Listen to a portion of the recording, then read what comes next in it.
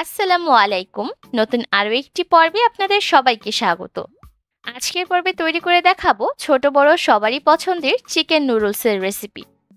খুবই সহজভাবে এই রেসিপিটা তৈরি করা যায় আর এটা খেতে কিন্তু দারুণ মজা হয়ে থাকে। আশা করছি বরাবরের মতো আমার আজকের রেসিপিটাও আপনাদের সকলের কাছে ভালো লাগবে।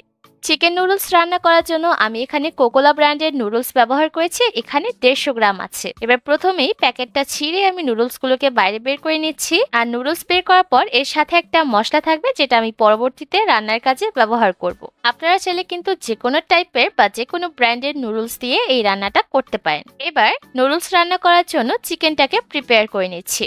রান্না করার জন্য আমি এখানে 1 কাপ পরিমাপে নিয়েছি মুরগির বুকের মাংসগুলোকে একটু পাতলা টুকরা করে কেটে নিয়েছি।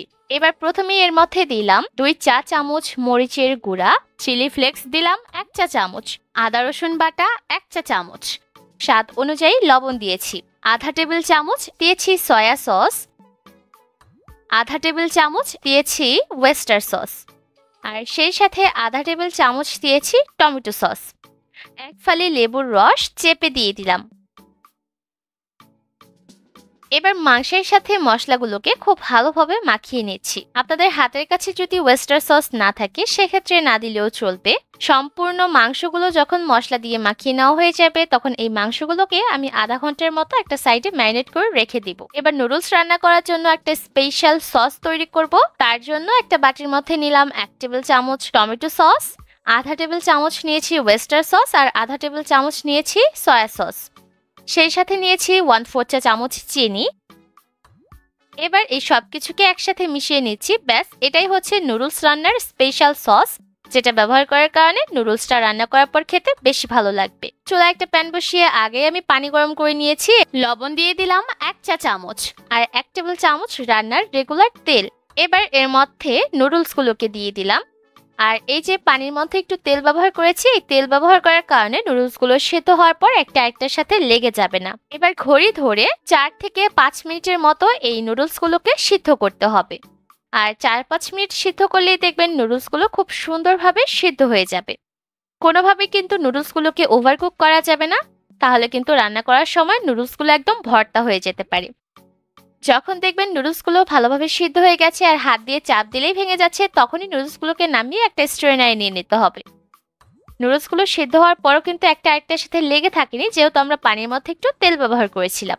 এবার চুলায় একটা প্যান বসিয়ে এর মধ্যে নিয়েছি 3 টেবিল চামচ রান্নার রেগুলার তেল। তেল গরম হয়ে এলে এর মধ্যে ম্যারিনেট করা চিকেনের টুকরাগুলো দিয়ে দিলাম। চুলার আঁচ মিডিয়াম হাই হিটে রেখে চিকেনগুলোকে ততক্ষণ ভাজতে হবে যতক্ষণ না পর্যন্ত এটা পুরোপুরি সিদ্ধ হয়ে আসে। যেহেতু মুরগির বুকের মাংস ব্যবহার করেছি, তাই মাংসগুলো সেদ্ধ হতে কিন্তু খুব বেশি একটা সময় লাগবে না। 5-6 মিনিটের মতো ভাজলেই দেখবেন মাংসগুলো খুব সুন্দরভাবে ভাজা হয়ে যাবে। আর এভাবে করে একটু অনবরত উল্টে পাল্টে দিবেন, তাহলে প্রতিটা সাইড থেকেই সুন্দরভাবে ভাজা হবে। এর মধ্যে কিন্তু মাংসগুলো সেদ্ধ হয়ে গেছে। এবার মাংসগুলোকে চুলা থেকে নামিয়ে একটা সাইডে রেখে দিচ্ছি। আর সেই একই তেলের মধ্যে দিয়ে দিলাম 2 টেবিল চামচ পেঁয়াজ কুচি।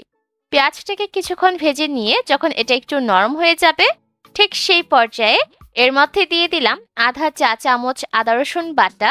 আপনারা আদা রসুন বাটার পরিবর্তে আদা রসুন কুচিও ব্যবহার করতে পারেন। আর সেই সাথে দিয়েছি চিলি ফ্লেক্স আধা চা চামচ। এই সব কিছুকে কিছুক্ষণের জন্য ভেজে নিচ্ছি, যাতে করে আদা রসুনের কাঁচা গন্ধটা চলে যায়।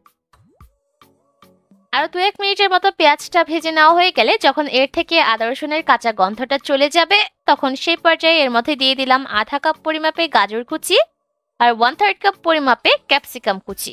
আপনারা আপনাদের পছন্দের যে কোনো টাইপের সবজি দিয়ে কিন্তু এই নুডলসটা রান্না করতে পারেন। সবকিছুকে একসাথে মিশিয়ে নিচ্ছি। আর সবজিগুলো যাতে সেদ্ধ হয়ে যায় তার জন্য এর মধ্যে সামান্য একটু লবণ দিয়ে দিলাম।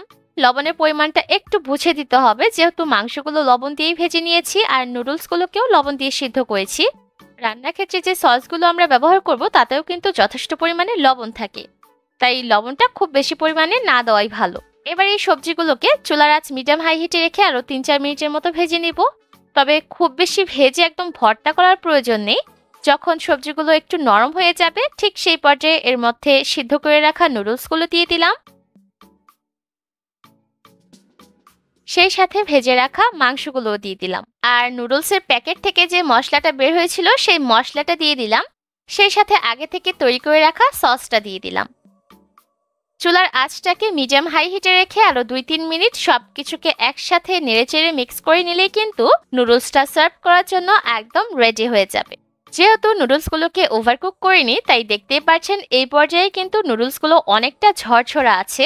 তাই নুডলসগুলো যখন সিদ্ধ করবেন তখন নুডলসগুলোকে খুব বেশি সিদ্ধ করবেন না, তাহলে কিন্তু এই পর্যায়ে নুডলসগুলো একদম ভর্তা হয়ে যাবে।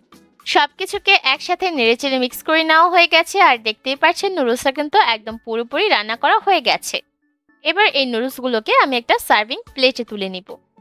এই নুডলসটা রান্না করে আপনারা সকালের নাস্তায় সার্ভ করতে পারেন, আবার চাইলে বাচ্চাদের টিফিনে দিতে পারেন।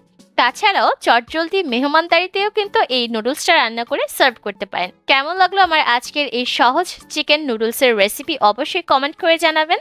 আজকের মতো এখানে বিদায় নিব। সবাই অনেক ভালো থাকবেন। আল্লাহ হাফেজ।